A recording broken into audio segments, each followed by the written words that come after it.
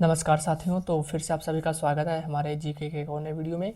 तो आज हम यूपी होमगार्ड के लिए स्पेशल क्वेश्चंस करने वाले हैं जो कि आपके एग्ज़ाम में देखे जा सकते हैं। ठीक है, तो मैंने सभी क्वेश्चन जैसे यूपी पुलिस का प्रश्न इसमें से लिया है और जो उसके यूपी होमगार्ड के जो 10 या 11 साल पहले जो एग्ज़ाम हुए थे, ठीक है, उसके पहले के क्वेश्चंस के आधार पे मैंने यहाँ पे प्रश्नों को लिया है कि आपके एग्ज़ाम में कौन कौन से बेसिक क्वेश्चन आ सकते हैं। उस प्रकार के मैंने उसी टाइप के प्रश्न लिए हैं। तो आपसे एक रिक्वेस्ट है कि वीडियो को शुरू से लेकर अंत तक देखिएगा, फिर सभी प्रश्नों का जवाब देने की कोशिश करिएगा। ठीक है, क्योंकि यूपी होमगार्ड में केवल जीके ही पूछी जाएगी, ना तो उसमें इंग्लिश, न हिंदी, न रीजनिंग, न मैथ्स है। ठीक है, ओनली जीके है, ओनली जीके के बेसिक क्वेश्चंस। तो चलिए शुरू करते हैं पहले प्रश्न की तरफ से। तो पहला प्रश्न आपके लिए भी दिखा रहा हूँ, रुकिए। ये सब तो मैंने कर लिया था उस दिन। हाँ, तो बताइए, पहला प्रश्न ये है, ज्योग्राफी का एक प्रश्न है सौरमंडल से ही, कि जो सौरमंडल का सबसे चमकीला ग्रह है वो बताइए कौन सा है। ठीक है, सौरमंडल का सबसे चमकीला ग्रह कौन सा है, तो शनि, शुक्र, मंगल या बुध। तो आप कहेंगे सौरमंडल का जो सबसे चमकीला ग्रह है, ठीक है, वो है शुक्र। और शुक्र को क्या क्या कहते हैं, आप कहेंगे भोर या सांझ का तारा भी शुक्र को ही कहते हैं। अच्छा, आप ये बता सकते हैं कि सूर्य के सबसे नज़दीक ग्रह कौन सा है। सूर्य के सबसे नियरेस्ट प्लैनेट्स कौन सा है, what is the nearest planet on sun. Sun के यानी सूर्य के सबसे नज़दीक ग्रह कौन सा है, तो आप कहेंगे बुध। ठीक है, बुध है। बुध का अपना कोई वायुमंडल नहीं है। ठीक है, और बात करें, आप एक प्रश्न का जवाब दीजिएगा कि सूर्य क्या है। पहली बात तो जैसे पृथ्वी को आप क्या बोलते हैं, क्या उपग्रह बोलते हैं या उल्का पिंड बोलते हैं, आप कहीं नहीं। सूर्य को हम एक पृथ्वी को एक ग्रह बोलते हैं यानी प्लैनेट बोलते हैं। तो उसी प्रकार सूर्य क्या है, तो आप कहेंगे सूर्य एक न ग्रह है, न उपग्रह, न उल्का पिंड है, सूर्य एक तारा है। तारे की परिभाषा सबसे ज़्यादा यही होती है कि जो जिस खगोलीय पिंड में अपना खुद का प्रकाश होता है उसे ग्रह कहते हैं। तो सूर्य अपने प्रकाश से चमकता है यानी उसका वो खुद का प्रकाश है। ठीक है, और अगर चंद्रमा की बात करें, जैसे मून हमारा, तो मून क्या तारा है, आप कहेंगे नहीं, वो एक सैटेलाइट है। ठीक है, वो दूसरों के प्रकाश से यानी सूर्य के प्रकाश से वो चमकता है, उसमें चंद्रमा में खुद का प्रकाश उसका नहीं है। ठीक है, अगला देखिए, अगला ये बताइए कि सूर्य में नहीं होगा, सूर्य में होगा। सूर्य में हाइड्रोजन का जो परसेंटेज है वो कितना हिस्सा है, बताइए। सूर्य में जो टोटल हाइड्रोजन का परसेंटेज है वो कितना परसेंट है, 60%, 30%, 22.5% या 71%। तो आप कहेंगे 71%। हाइड्रोजन सबसे ज़्यादा है, 71%। ठीक है, अच्छा, अब ये बताइए कि 1857 की क्रांति में झांसी किसके अधीन था, तो रानी लक्ष्मीबाई के, नाना साहब के, बहादुर शाह जफर या कुंवर सिंह। तो बताइए, 1857 की क्रांति में झांसी आप जानते हैं रानी लक्ष्मीबाई के अधीन था। ठीक है, खूब लड़ी मर्दानी, वो तो झांसी वाली रानी थी, आपने सुना होगा।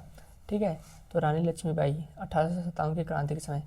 आप ये बता सकते हैं कि प्लासी का युद्ध कब हुआ था और किसके बीच हुआ था, तो ब्रिटिश की तरफ से थे वो रॉबर्ट क्लाइव और सिराजुद्दौला। ठीक है, वही थे ना सिराजुद्दौला, और फ्रांसीसी भी थे सिराजुद्दौला के साथ। तो देखिए, प्लासी का युद्ध जो हुआ था 23 जून 1757 को हुआ था। ठीक है, अगला देखिए, 1191 में तो तराइन का पहला युद्ध हुआ था जिसमें पृथ्वीराज तृतीय और मोहम्मद गौरी के बीच, जिसमें पृथ्वीराज की विजय हुई थी, लेकिन पृथ्वीराज चौहान ने मोहम्मद गौरी को छोड़ दिया था, जिसके एक साल बाद ही युद्ध हुआ फिर से, जिसे तराइन का दूसरा युद्ध कहते हैं। ठीक है, और उसमें पृथ्वीराज चौहान की हार हुई थी। ठीक है, और मोहम्मद गौरी जीत गया था। अगला देखें, हाथी गुम्फा अभिलेख किसके द्वारा लिखा गया है, तो बताइए। खारवेल, रुद्रदामन, समुद्रगुप्त, स्कंदगुप्त। तो आप कहेंगे हाथी गुम्फा अभिलेख जो लिखा गया था वो खारवेल के द्वारा लिखा गया था। राजा खारवेल कहाँ के राजा थे, तो थे कलिंग के राजा, खारवेल के द्वारा ये लिखा गया था। ठीक है, स्थान कहाँ पे, हाथी गुम्फा जो उड़ीसा में है, उदयगिरी की पहाड़ियों में। ठीक है, वहाँ पे हाथी गुम्फा की खोज हुई थी इस अभिलेख की, और इस हाथी गुम्फा अभिलेख में ही सबसे पहली बार ही भारतवर्ष का यानी भारत नाम का वर्णन मिलता है। ठीक है, अगर आपसे पूछे कि भारतवर्ष का जो नाम है वो किस अभिलेख में मिलता है, तो आप कहेंगे हाथी गुम्फा अभिलेख में मिलता है। ठीक है, और ये जो लिखी गई थी कौन से भाषा में लिखी गई थी, तो क्या आप बता सकते हैं। हाथी गुम्फा जो अभिलेख लिखी गई थी वो आप कहेंगे प्राकृतिक इस तरीके से लिखाएगा, फिर यहाँ पर फिर यहाँ पे ऐसे होगा, ठीक है। इस भाषा में लिखी गई थी। अच्छा बताइए लिपि कौन सी थी? ब्राह्मी लिपि थी। और कब लिखी गई थी? 2री शताब्दी के ईसा पूर्व के बीच लिखी गई थी, ठीक है। आप ये बता सकते हैं भारत का उल्लेख किस अभिलेख में मिलता है? अभी आप ही को बताया था, गुम्फा अभिलेख में मिलता है, तो ऑप्शन नंबर सी हो जाएगा। अगला देखें, स्वराज पार्टी की स्थापना कब हुई थी? 1942, 1923, 1930 या 1954? तो आप कहेंगे स्वराज पार्टी की स्थापना 1923 को हुई थी, 1 जनवरी 1923 को हुई थी, ठीक है। और जो इसकी स्थापना की थी किसने की थी? चित्तरंजन दास और मोतीलाल नेहरू ने की थी, ठीक है। और स्थापना जानते हैं 1 जनवरी 1923 को। और उद्देश्य क्या था? पहली बात तो उद्देश्य इसका यह था कि जो ब्रिटिश शासन के कार्य में विधानसभा परिषदों में प्रवेश कर बाधा डालना और भारत के लिए अधिक स्वशासन की मांग करना, ठीक है।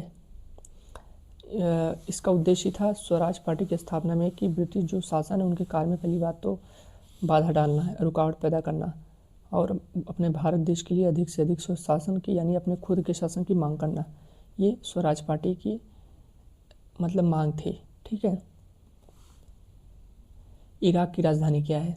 बेरूत, बगदाद, दमिश्क या माले? तो आप कहेंगे इराक की राजधानी है बगदाद, तो ऑप्शन नंबर बी हो जाएगा, ठीक है। अगला बताइए कि उपराष्ट्रपति बनने के लिए न्यूनतम आयु कितनी होनी चाहिए? बताइए न्यूनतम आयु 25, 30, 40 या 35? उपराष्ट्रपति बनने के लिए न्यूनतम आयु कितनी चाहिए? तो आप कहेंगे 35 ईयर्स, 35 वर्ष, ठीक है। इसकी योग्यता आप बता सकते हैं क्या क्या है?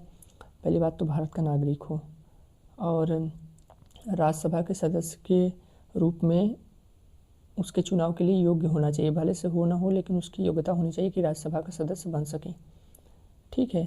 और क्या क्या हो सकता है? लाभ की किसी पद पर ना हो, दिवालिया ना हो, इस तरीके से, और भारत का नागरिक हो और 35 एज मिनिमम हो कम से कम, और इंडियन सिटीजन होनी चाहिए, ठीक है। तो ये आपके रहे टोटल 10 क्वेश्चन और इसमें मैंने आपको 3-4 क्वेश्चन अलग से बताया, यानी टोटल 20-22 क्वेश्चन तो वही हो गए होंगे, ठीक है। तो चलिए मिलते हैं आपसे फिर से अगले वीडियो में, तब तक आप सभी प्रश्नों को एक बार देख लीजिएगा। अच्छा मैं आपको ये वाले सभी प्रश्न तो करा चुका हूँ लेकिन एक बार फिर से आप यहाँ पे देख लीजिएगा, ठीक है। तो देखिए ये प्रश्न है आपको तो मैंने पहली वीडियो में कराया हुआ है, तो आप इसको भी करने की कोशिश करिएगा। ये सब बेसिक प्रश्न है, ये आपको आने चाहिए, ठीक है।